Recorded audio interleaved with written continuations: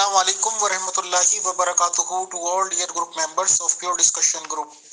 आज हम इनवाइट करते हैं अपने प्योर डिस्कशन ग्रुप में पाकिस्तान की मायानाज सोशल एक्टिविस्ट, सहाफ़ी और क्राइम रिपोर्टर, बल्कि कानून की बहुत अच्छी जानकार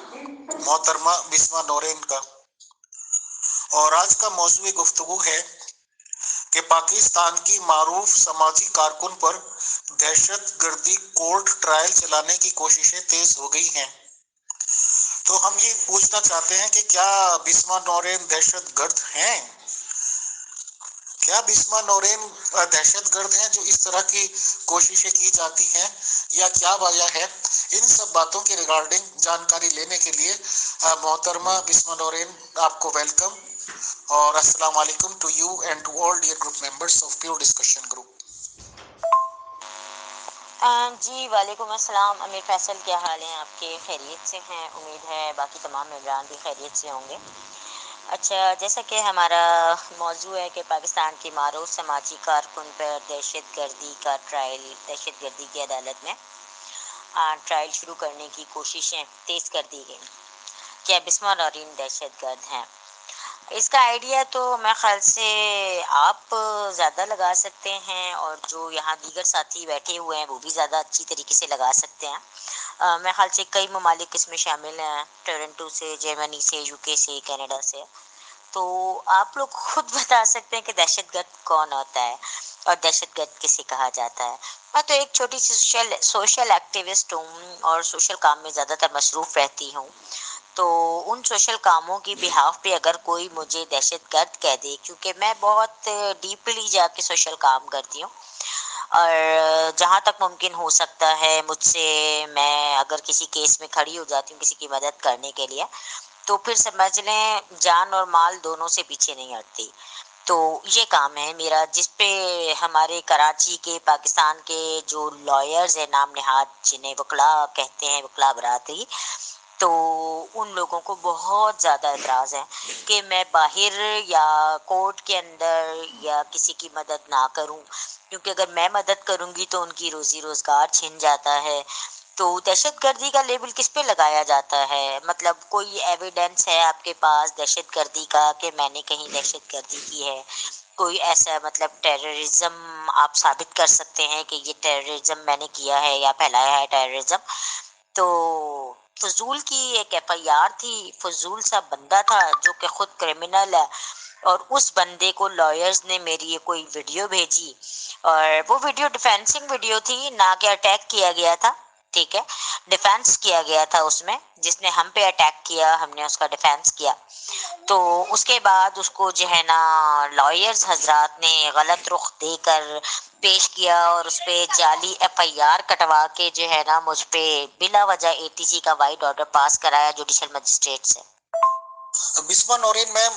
आपकी वीडियोस वक्तन फौक्तन मिलती रहती हैं। आप सामाजिक ही कामों में ज़्यादातर बिजी रहती हैं, लोगों की मदद करती हैं, और इसके लिए जाहिर सी बात है कि आपको पुलिस से भी संपर्क बना के रखने पड़ते हैं, प्रशासन या इंतजामिया क्या क्या कहते हैं। बहरहाल जिसकी खुद पहुंच होगी और कुछ मालूमात होगी तो ही वो दूसरों को फ़ायदा पहुंचा सकते हैं। तो आप जिस तरह के काम कर रही हैं समाज के लिए अच्छे है सब कुछ, तो ऐसा आखिर हो क्या जाता है कि आप समाजी कामों में लगी हुई हैं, खिदमत खल्क में लगी हुई हैं, और फिर भी आपकी तरफ के लिए एफआईआर कटवा दी, आपको गिरफ्तार करवा दिया, ये इस तरह की कंडेमेबल कोशिशें जो करते रहते हैं, तो आखिर बुनियादी बात आपको क्या समझ में आती है कि दुश्मनी है क्यों वकीलों की और आपकी? प्लीज बताएं, शुक्रिया। जी, बात वहीं पे आ जाती है कि वकला की दुश्मनी क्यों है। आज भी देखें, मैं कोर्ट गई थी, मेरा मोबाइल इन लॉयर्स ने आईओ के साथ मिलकर 23 तारीख को, जनवरी को, 23 जनवरी को, 22 जनवरी को, जब मैं कोर्ट से जेल से रिलीज हुई, अभी जो नई रिसेंटली इन्होंने एफआईआर कटवाई थी मेरे ऊपर, 9 दिन में जेल में थी, आपने इंटरव्यू भी किया था मेरा। तो 22 जनवरी को जेल से रिलीज हुई, 23 जनवरी को मैंने एप्लीकेशन दी कोर्ट में मेरी मोबाइल रिकवरी की। तो आईओ को जब कॉल मतलब रिपोर्ट रिसीव हो गई कोर्ट से, तो उसने बार के कहने पे, कराची बार के कहने पे मेरा फ़ोन फॉरेंसिक के लिए भेज दिया। جبکہ میرے موبائل فون میں ایسا کچھ بھی نہیں ہے سوائے میرے personal groups, WhatsApp groups, social media reportings اور میری پرسنل پکچرز کے علاوہ تو یا میرے کانٹیکٹس ہیں، اور اس کے علاوہ تو میرے موبائل میں ایسا کوئی مواد نہیں ہے جسے فورینزک کے لیے بار کے کہنے پہ آئیو نے بھیجا 23 تاریخ کو پولیس کورٹ کی رپورٹ جانے کے بعد، تو جبکہ وہ چاہتا تو کورٹ میں رپورٹ دے کے بول سکتا تھا جی موبائل ہے یہاں پہ، لیکن دینے کی نیت نہیں تھی نا، میرا موبائل ضبط کروانا تھا، جیسے پہلے انہوں نے چھینا تھا میرا موبائل۔ میرے موبائل سے ڈرتے ہیں، میری ویڈیوز سے ڈرتے ہیں یہ لوگ کہ یہ ویڈیو 2 منٹ میں بنا دیتی ہے، ان کے کچے چٹے کھول دیتی ہے، کورٹ میں یہ لوگ کیا کر رہے ہیں۔ جیسے کہ آج بھی انہوں نے جو ہے نا کورٹ میں جب میں گئی تھی اپنے موبائل کی ریکوری کے حوالے سے ہی، مطلب ابھی چل رہا ہے، کل بھی جاؤں گی، میری پیشی کی ڈیٹ ہے کل 3 فروری کو کورٹ میں جے ایم 12 ساؤتھ میں، تو وہاں پہ کچھ لائر ایک اور جعلی لائر کے حوالے سے آئے ہوئے تھے، کوئی مطلب کسی جعلی وکیل کے حوالے سے ایف آئی آر کٹوا کے ریمانڈ پیش ہونا تھا اس کا، تو وہ اوپن کورٹ میں کھڑے ہو کے مجھے ہراسمنٹ کرنے لگا کہ یہ وکیل مطلب یہ جو ہے نا اس کی مدد نہ کرے، مطلب جو ہے نا یہ کسی کیس میں نہ کچھ بولے گی نہ کہے گی، جبکہ میں تو اپنے کیس کے سلسلے میں گئی تھی۔ مطلب ان کو یہ تکلیف ہے کہ میں لوگوں کے لیے اگر کسی کے حوالے سے مجھے کوئی سچائی پتہ ہے یا میں کورٹ کو صحیح گائیڈ کر سکتی ہوں تو میں کورٹ کو گائیڈ نہ کروں، کیونکہ یہ لوگ جس طریقے سے قوانین کورٹوں میں چلا رہے ہیں تو اس سے عوام کو صرف نقصان کے سوا کچھ بھی حاصل نہیں ہے۔ جیسے کہ جیلوں میں قید خواتین ہیں یا مطلب مرد حضرات ہیں یا بچے ہیں، تو ان کے ساتھ جس طرح کی فالس اور جھوٹی ایف آئی آریں کٹوا کے خود لائرز ہر روز دوسرے دن کٹواتے رہتے ہیں، سٹی کورٹ تھانے میں ہر دوسرے دن 100 ایف آئی آریں کٹ جاتی ہیں، پتہ ہی نہیں چلتا کہاں سے کس نے کٹوائیں، لائرز کٹوا دیتے ہیں، کیونکہ بزنس بنایا ہوا ہے نا انہوں نے۔ آج ایف آئی آر کٹوائیں گے، صبح ان کی بیل کرائیں گے، پھر ان کا کیس لڑیں گے یا تو ختم کرائیں گے یا انہیں سزا لگوائیں گے، پھر وہ جیل جائیں گے، گٹکا کھانے پہ جیل جائیں گے، تو اس کے بعد وہاں پہ ان سے جیل والے پیسے لیں گے، مطلب جیل کی کمیشن ہوگی، اور یہ سارے معاملات ہیں، بس بزنس چل رہا ہے ہمارے یہاں، باقی کچھ بھی نہیں ہے اس حوالے سے۔ بسما نورین میم، ایک سوال ان بٹوین میرے یاد آ گیا، ابھی آج کل کی بات ہے، گروپ میں کوئی ڈسکس کر رہے تھے کہ کیا پاکستان میں لیڈیز جیل الگ نہیں ہوتی ہے؟ کیا جو مرد حضرات قیدی لوگ ہوتے ہیں جیل، ان کے ساتھ ہی عورتوں کو رکھا جاتا ہے؟ یہ ابھی آج یا کل کی بات ہے، گروپ میں سوال ہو رہا تھا تو مجھے یاد آ گیا، تو آپ بتا دیجئے پلیز۔ جی نہیں، بالکل بھی ایسا نہیں ہے کہ خواتین اور مردوں کی جیلیں ساتھ ساتھ ہیں، بلکہ خواتین کے لیے مطلب جو ایریا ہوتا ہے، ایریا جیسے گیٹ تو ایک ہی ہے، گیٹ اندر جو ہم جاتے ہیں تو اس گیٹ میں ہم اگر سیدھی طرف جاتے ہیں بالکل گیٹ کے سیدھ میں تو وہاں مردوں کی سینٹرل جیل ہے، اس کے بعد اگر ہم الٹے ہاتھ پہ مڑ کے پورا کراس کر کے وہاں سے پھر ٹرن لے کے کافی دور جا کے اور وہاں پہ عورتوں کی جیل ہے، پھر اس کے اندر ہی مطلب جو ہے نا پارک وغیرہ بنا ہوا ہے جگہ ہے الگ سے، مطلب وہ وہاں پہ جنیل جیل ہے، مطلب چھوٹے بچوں کی جیل ہے جو 15 16 14 اس طرح کی عمر کے کرائم میں آتے ہیں،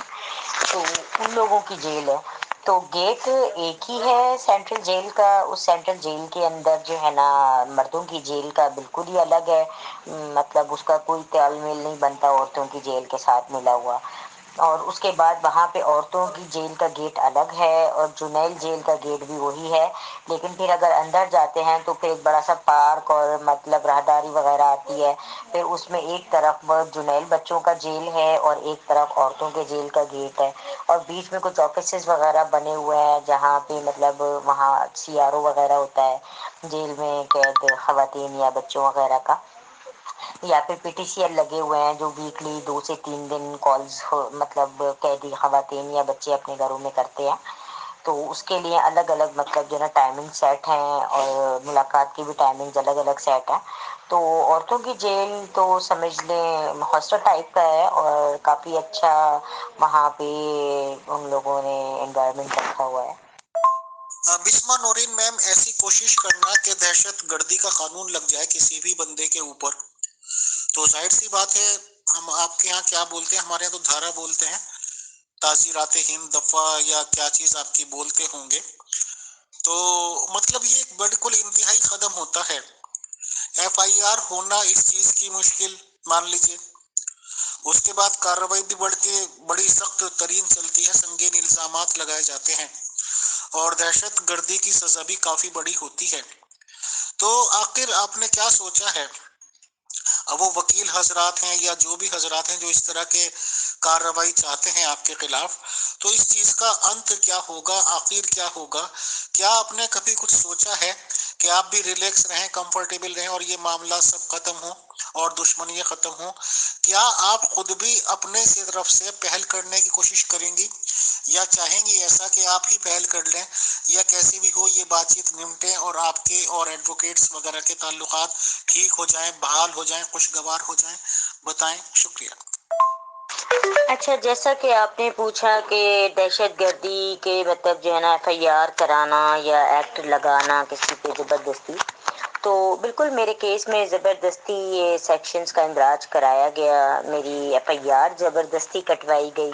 लॉयर ने पहले मुझ पे हमला करके मेरा मोबाइल स्नैच किया 21 जून 2022 में सिंध हाई कोर्ट में, उसके बाद जेल भिजवा दिया झूठी FIR में मुझे, और फिर पीछे से ये FIR 22A के ज़रिए जो हमारे यहाँ धारा मतलब आप क्या कहते हैं अंडर सेक्शन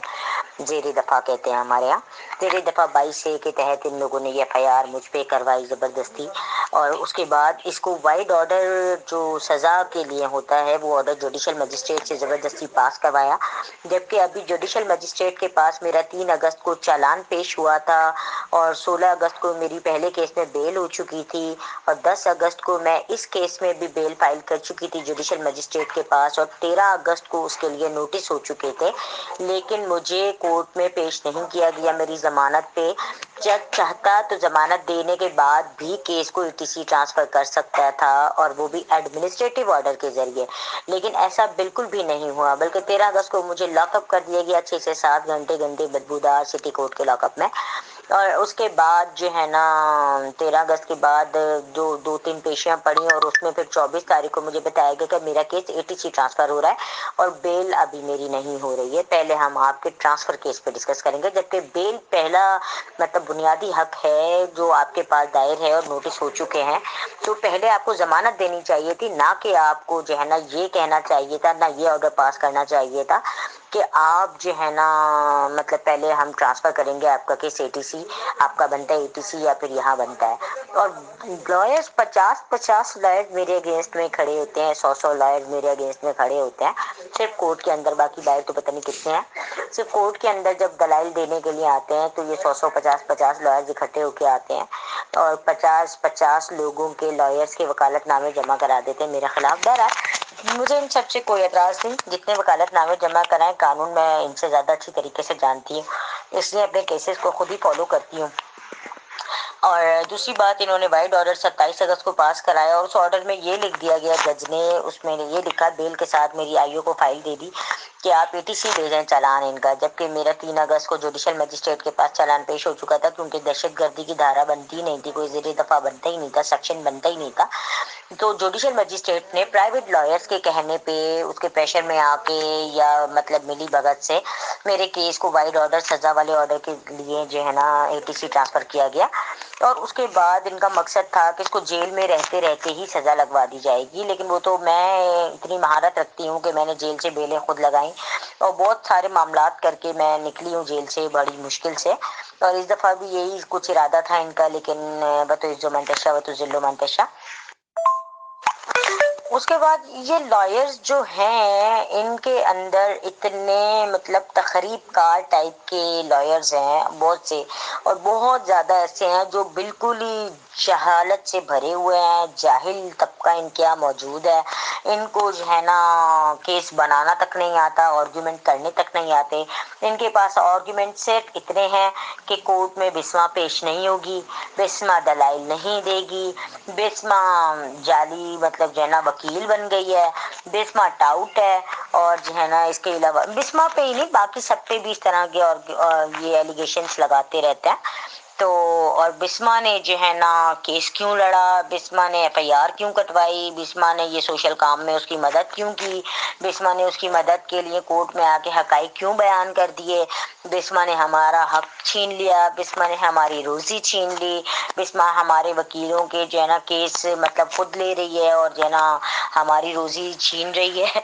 तो ये सारे मामलात हैं इन लॉयर्स के हवाले से मेरे पास, मेरे खिलाफ जो ये प्रोपेगेंडे चलते रहते हैं। और फिर उसके बाद मेरे तो सैकड़ों केसेस हैं जी, सिंध हाई कोर्ट से लेके Islamabad high court, supreme court Islamabad, supreme court Karachi registry में, मतलब सिटी कोर्ट में, मतलब मैं अगर गिनती करूं तो मुझे खुद याद नहीं है कि मेरे कितने केसेस कहाँ कहाँ अभी तक मौजूद हैं, मतलब चल रहे हैं। कुछ डिसमिस हो चुके हैं, कुछ पे ऑर्डर हो चुके हैं, कुछ पीएलडीज बन चुकी हैं, तो रिकॉर्ड पे आ चुकी हैं। मतलब बहुत से ऐसे केसेस हैं, भले डिसमिस में हैं या कुछ भी है, लेकिन एक रिकॉर्ड बन चुका है। तो वो इनको आग लगती है कि एक आम लॉयर के इतने केसेस नहीं हैं जितने बिस्मा नौरीन के इन पर्सन ऑर्डर्स आते हैं, और वो सारे के सारे हाई प्रोफाइल ऑर्डर्स होते हैं, हाई प्रोफाइल केसेस होते हैं। जैसे 5G टेक्नोलॉजी के खिलाफ मैंने केस फाइल किया, कोरोना वैक्सीन के खिलाफ मैंने केस फाइल किया। अब जैसे कि हमारे यहाँ इस्लामाबाद में मंदिर बना रहे थे, उसके खिलाफ मैंने केस फाइल किया, ऑर्डर लिए। और फिर उसके बाद सुप्रीम कोर्ट पे मैंने अर्जाना डाल दिया 2 करोड़ का, आई थिंक तो 2 अरब का या 2 करोड़ का। मतलब ये बहुत हाई प्रोफाइल लेवल के केसेस हैं। उसके बाद अजमल कसाब को मैंने इंडियन साबित किया, उसमें मतलब गद्दारी का मुकदमा नवाज शरीफ के खिलाफ। फिर मरियम नवाज पे $70 मिलियन के फंड का गबन मिशेल ओबामा वाला, वो भी मेरा ही केस था। ये सब चीजें हैं जिसकी वजह से इनको मुझसे जो है ना जेलिसी फील होती है कि एक तो इसके पास टैलेंट है, ऊपर से ये मैट्रिक पास है, ऊपर से ये हमसे ज्यादा होशियार है, ऊपर से ये छोटे कद की है, ऊपर से ये 4 फुट की है, तो 4 फुट की लड़की इनके कंट्रोल में नहीं आ रही है, काबू में नहीं आ रही है। ये इनके मामलात हैं जी मेरे खिलाफ। अब एटीसी आने के बाद, अब जैसा कि पहले जो जज थे वो तो रिटायर्ड हो चुके हैं, अभी दूसरे जज आ गए हैं यहाँ पे ना, जो एक्स MIT थे, सबका MIT 2 member inspection team Sindh high court, तो उनके खिलाफ मैंने कई कंप्लेंट्स दी थी नाअहली की। अब उसी जज को मेरे ऊपर रिटायर्ड, जो MIT रिटायर्ड है, उसको जज बना के मेरे ऊपर जबरदस्ती मसलत कर दिया गया। किसी में इंतहा दर्जे का बदतमीज आदमी है, तो वो एज अ जज मुझे ट्रीट कर रहा है। तो बहुत ज़्यादा मतलब जो है ना,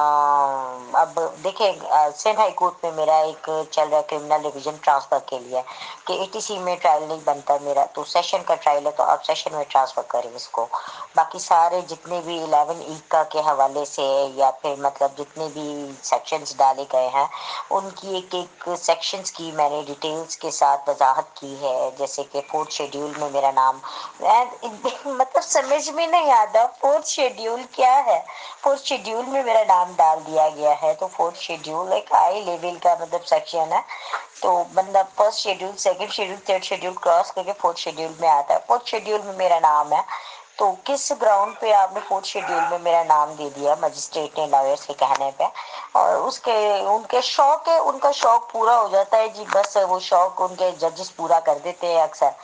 तो अब जज कहता है, सिंध हाईकोर्ट से रिपोर्ट कॉल हुई एटीसी जज से कि किस लेवल पे अभी ये स्टेज, कौन सी स्टेज पे केस चल रहा है। तो एविडेंस पे पड़ा हुआ है मेरा केस ना एटीसी में सजा के लिए। तो वो कहता है कि जना वहाँ तो रिपोर्ट भेज दी थी सिंध हाईकोर्ट में, 29 जनवरी को लगा हुआ था केस। तो मुद्दई को भी नोटिस थे, वो अपने प्राइवेट लॉयर लेके आ गए, जिसने मेरा केस एटीसी ट्रांसफर कराया था, उसी को सिंध हाईकोर्ट में लाके खड़ा कर दिया। अब एटीसी में कल मेरी डेट लगी हुई थी 1 फेब को, तो वहां गई हूँ, तो वो जज कहता है एटीसी का, मेरे 3 ही विटनेस हैं आई थिंक, आईओ और एक गवाह और एक मुद्दई। तो कहता है कि आपका केस तो मैं फास्ट ट्रैक पे चलाऊंगा, हर हफ्ते आपकी डेट लगेगी ताकि जल्दी से जल्दी गवाह चले और वो जल्दी से जल्दी मुझे सजा लगा सके। तो इनका मंसूबा नाकाम हो गया ना, पूरा साल से ऊपर हो गया, मतलब ये सजा नहीं लगा पाई इस केस में मुझे।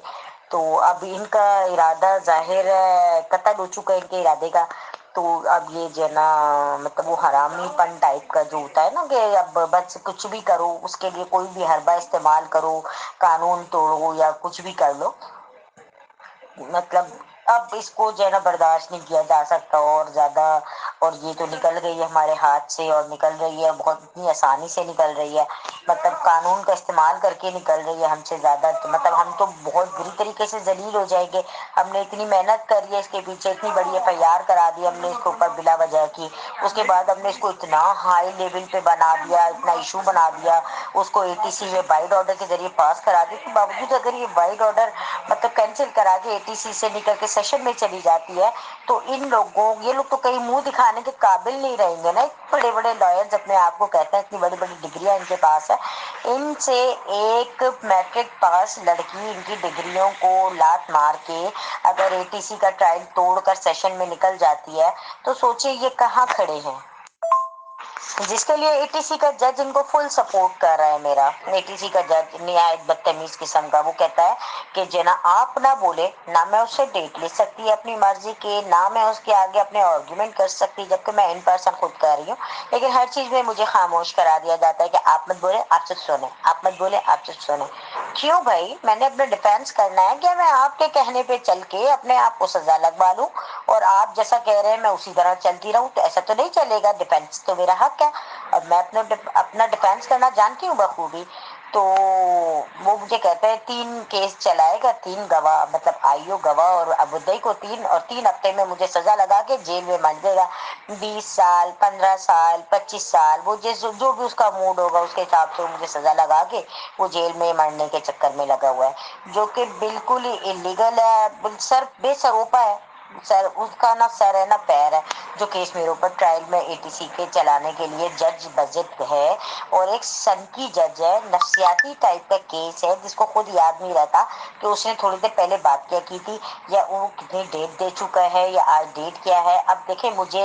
8 फरवरी की डेट दी है, 8 फरवरी को पाकिस्तान में इलेक्शन है और आम तातील है और उसने मुझे 8 फरवरी की डेट दी है। तो मैं कह रही हूँ कि सर 8 फरवरी इलेक्शन है, मैं इस्लामाबाद जा रही हूँ 3 तारीख को, कल मुझे इस्लामाबाद जाना था, मैं 10 तारीख को इस्लामाबाद से निकलती, 11 को यहाँ पहुंचती। मैंने कहा 12 मुझे आप दे दे, 14 दिन की डेट दे दे। तो नहीं जी, आपको मैं 8 फरवरी की ही डेट दूंगा, आप आएंगी 8 फरवरी को। और मैं टिकट वापस करा के आई हूँ कल, 1050 का मैंने टिकट पे लॉस उठाया है और वो टिकट कैंसिलेशन करके आई हूँ जिसके एविडेंस भी मेरे पास मौजूद है और फोटोकॉपी टिकट की भी मौजूद है कि 3 को जाने का रवानगी का कराची से पिंडी और पिंडी से कराची रवानगी का 10 तारीख को, और कल कैंसिलेशन करा के आई हूँ मैं अपने टिकट की। बिस्मा नौरीन मैम, जैसे कि आपने खुद बताया कि आपके साथ ज्यादती हो रही है या ज्यादती का निशाना आपको पूरा बनाया जा रहा है, बनाने की कोशिशें की जा रही हैं। आप क्योंकि कानून की भी जानकार हैं, आपने बताया कि वो इस तरह की कोशिश कर रहे हैं, फिर भी लिखित रिटन इज रिटन।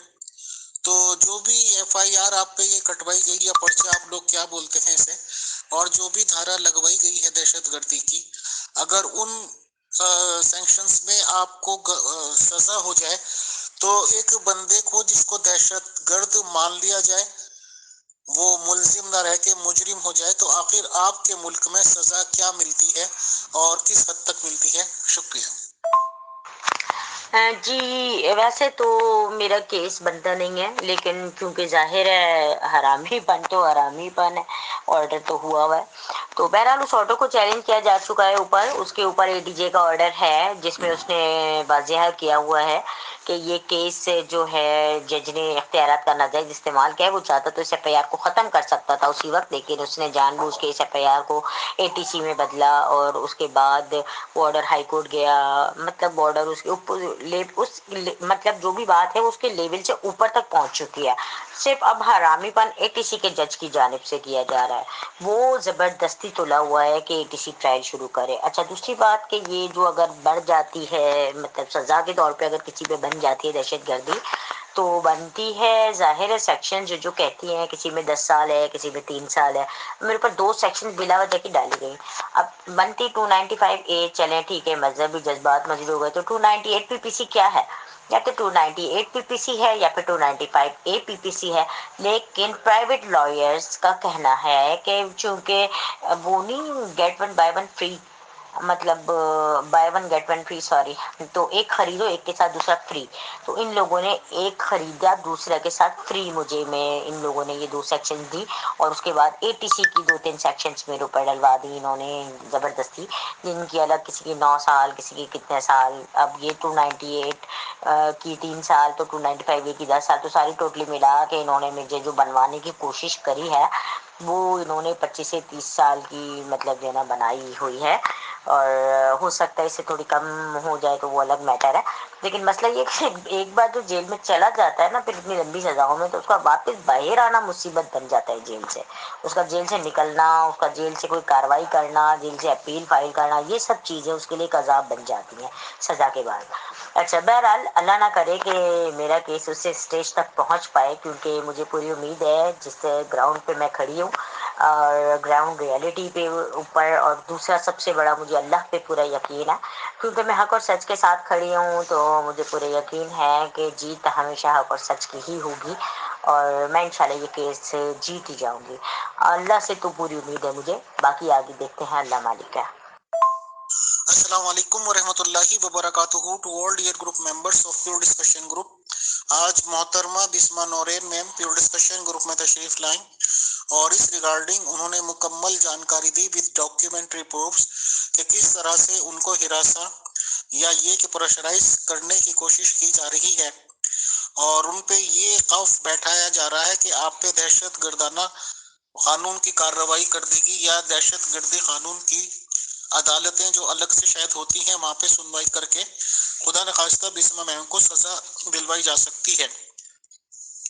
ہم تو ایسا نیوٹرل گروپ ایسی باتوں کی شدید طور پر اور دلی طور پر مذمت کرتے ہیں، ایسا کسی بھی شہری کے ساتھ نہیں ہونا چاہیے۔ اور رہی بات اس کی کہ قانون کو اپنا کام کرنا چاہیے نیوٹرلی وے میں، کوئی مجرم اگر ہے یا ملزم ہے اور ایڈیکیٹ کافی ثبوت یا ایویڈنس ایسے ہوں کہ مقدمہ چلایا جا سکے تو ہی یہ چیزیں کرنی چاہیے۔ کسی کو نیچا دکھانے کے لیے یا کسی سے دشمنی نکالنے کے لیے یہ باتیں غیر انسانی ہیں اور انسانیت کے بھی خلاف ہیں۔ بہرحال خدا تعالیٰ ایسے لوگوں کو، ذمہ دار لوگوں کو بھلا کرے یا انہیں نیک ہدایت دے، یہی دعا کر سکتے ہیں۔ اور لانگ لیو اور Bisma ma'am Noreen ma'am, we always pray for you. Thank you Bisma Noreen ma'am and all dear group members of pure discussion group. السلام علیکم ورحمۃ اللہ وبرکاتہ ٹو آل۔ اللہ حافظ۔